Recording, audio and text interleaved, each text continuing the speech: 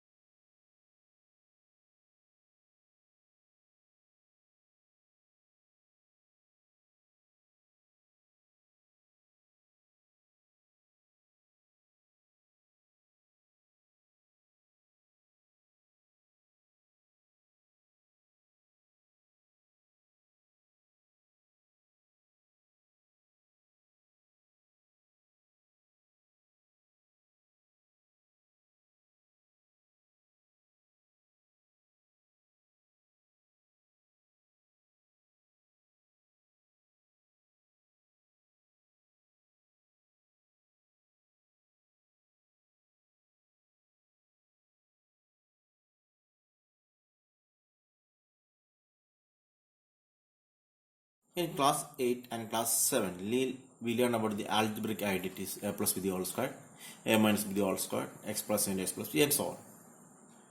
So we discuss about that in the algebra, and also we know that is applicable for the numbers, all numbers or integers also. And now here we are going to check is it applicable for real numbers? Yes, it is applicable for real numbers also. So let us discuss some identities regarding that one. Root a into root b is equal to root of ab. That is root 2 into root 3 is equal to root 6. And next one is root a by root b is equal to root of a by b. Example, root 6 by root 2 is equal to root 3. Okay. Now we are coming to another identity, root a plus root b into root a minus root b, that is a minus b. That is, if we want to convert an expression to a rational expression to a rational one, we just need to multiply with its conjugate. Conjugate means if the expression is of plus, if you change the sign, it becomes the negative. So the conjugate of the first one is the second one, and vice versa.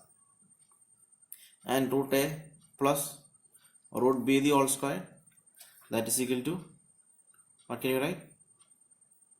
A plus 2 root ab plus b. What are the squares? Because when we take the squares of the root, it becomes alls.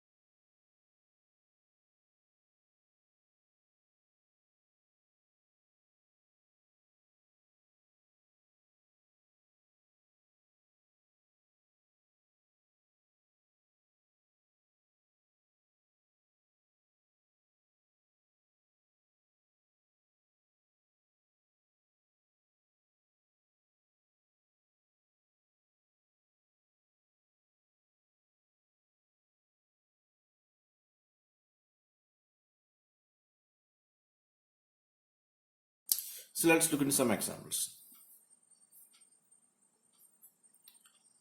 Root 2 plus root 3 the whole square. So what is that? This is of the form root a plus root b the whole square.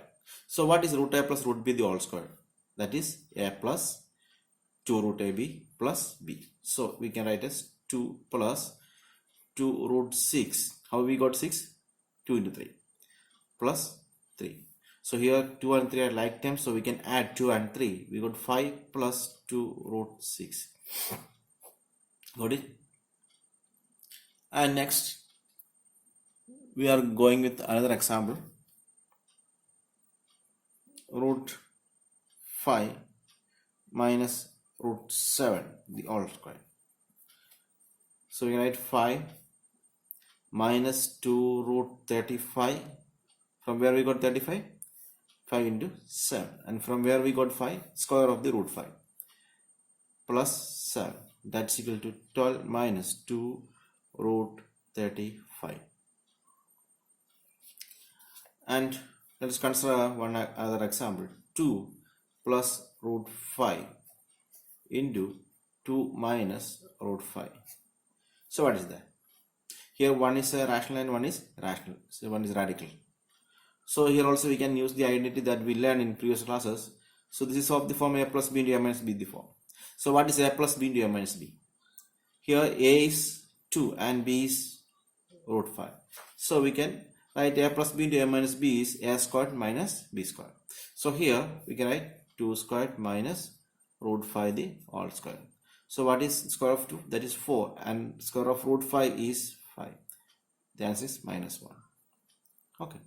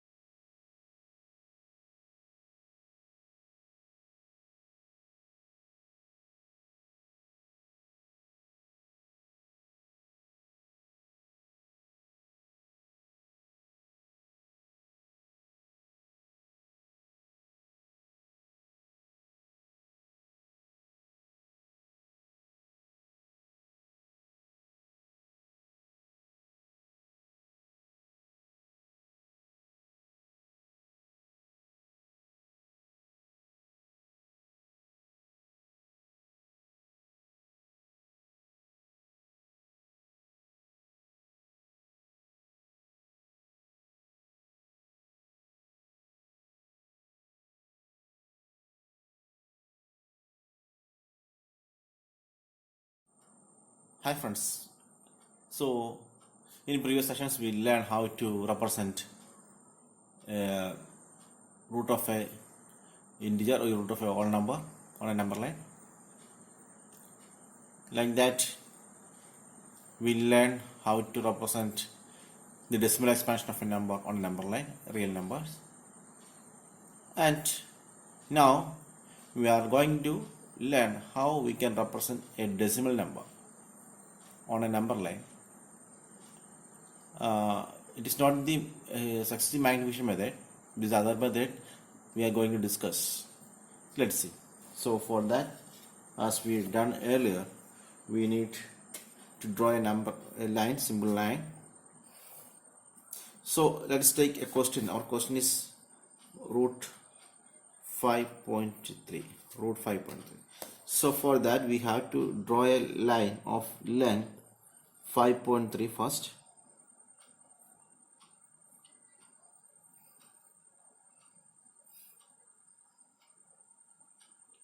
So I draw a line of length 5.3 and I have to take 1 more centimeter. That means from there I have to extend 1 more centimeter. That means it becomes 6.3.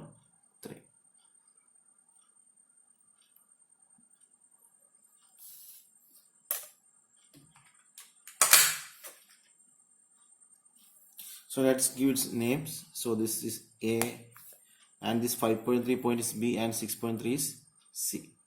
So now here 3 points A, B and C, and just extending this line. We need it later.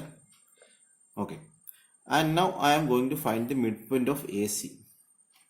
So how can I find the midpoint of AC? For finding that we just draw a perpendicular bisector. I think you guys know how to draw a perpendicular bisector because you learned that in 7 standard. So take more than half of the line, draw an arc on the upper side and lower side, and taking center's other point, repeat the same step, and you got 2 points. Just join that line that is perpendicular bisector. It is passed through the center, and we don't need the entire line. We know only this point, so I am drawing that point only. Other points I left blank. So let's take that point as O and OA as radius. OA as radius.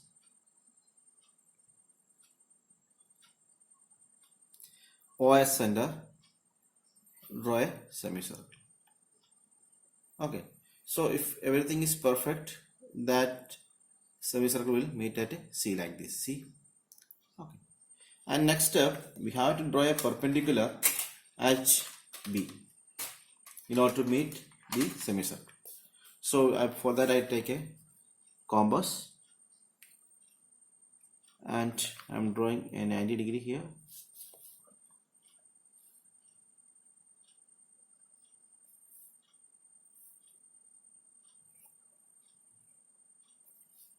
So this is 90 degree. Okay. And no need to extend it. We need only up to this arc. Okay, so let us take this point, the meeting point of the line and arc as D. So take BD as radius, B as center,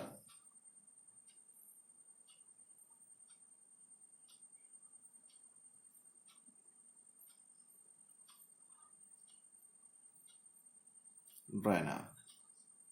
And this new point, let us take it as E.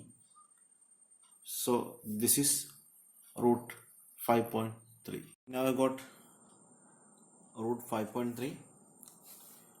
Okay, so the value of root 5.3 is 2.3.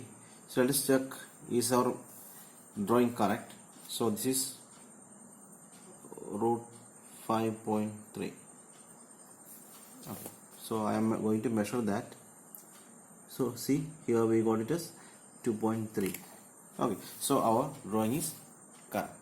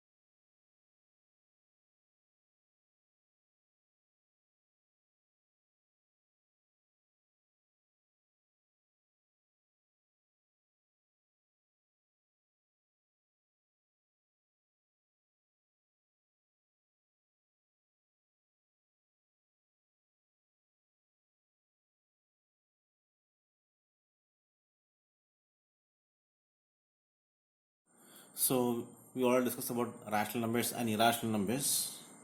So this topic we are going to discuss about, this session we are going to discuss about how we can rationalize the denominator of a number. Suppose we are given a number 1 by root 2. So here the numerator is rational and denominator is irrational. So our question is to rationalize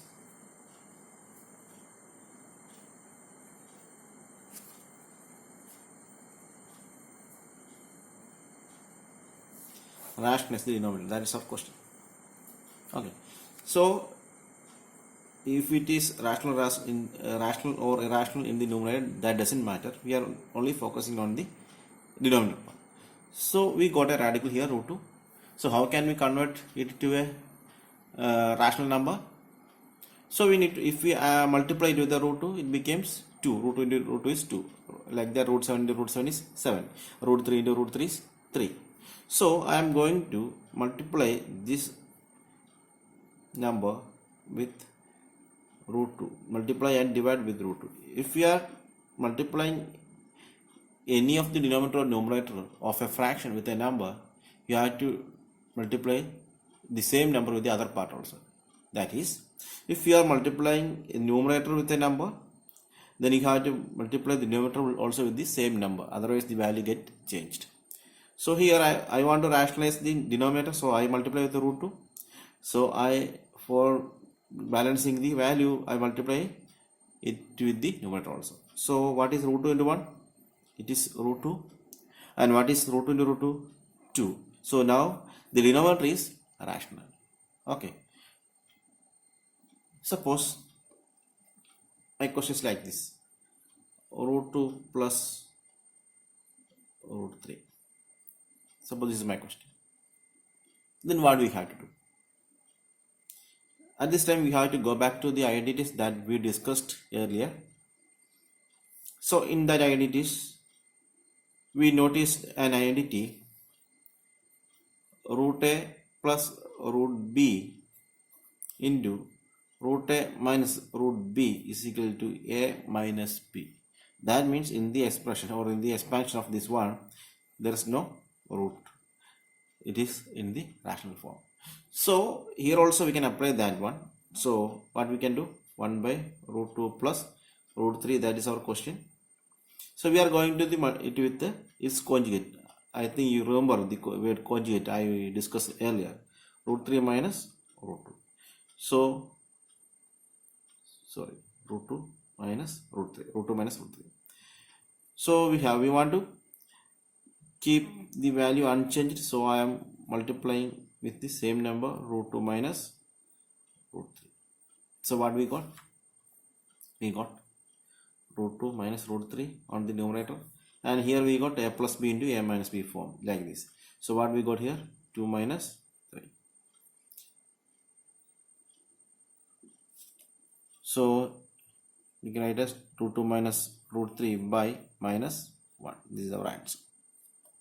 Okay. Now let's check one more example. Root 3 plus root 2 by root 3 minus root 2. See here, in this case, there's instead of 1, there is a number in the numerator. So here also we don't need to worry about the numerator. We just focus on the denominator. Here it is root 3 minus root 2. So what is its conjugate? This minus changed to plus, that is the conjugate. So here we can do root 3 plus root 2 by root 3 minus root 2 into, we need to multiply with its conjugate. So what is it? Root 3 plus root 2 with the same number we need to multiply. So what becomes? Here becomes root 3 plus root 2 the whole squared, and the denominator it becomes 3 minus 2. So we know the expansion of a minus b the whole squared. By using that, we can do 3 plus 2 root 6 plus 2 divided by 1. Or we can add the like terms, 3 and 2, we got 5 plus 2 root 6 divided by 1, no need to write. So this is our answer. Let's look into one more example. Next question is root 5 plus root 2 divided by root 7 minus root 5. That's our question. Okay. So let us take, here it is root 3. Okay. Root 3 plus root 2 by root 5 minus root 5. So here also we don't need to bother about the numerator. So here the denominator is root 7 minus root 5. So when we take the conjugate, what we got? Root 3 plus root 2 divided by root 7 minus root 5 into root 7 plus root 5. That is the conjugate. So we need to multiply with the same on the numerator also, root 7 plus root 5. So I think now you understand the difference. Earlier the denominator is also similar terms, that is why we got the same. Here it is different. So it is of the form a plus b into c plus d. So when we multiply, we got root 21, root 3 into root 7. Then root 3 into root 5 is root 15 plus root 14 plus root 10 divided by, here it is a plus b into a minus b form, so 7 minus 5. So next step is root 21 plus root 15 plus root 14 plus root 10, because all these terms are unlike terms, so we can add by 2. This is our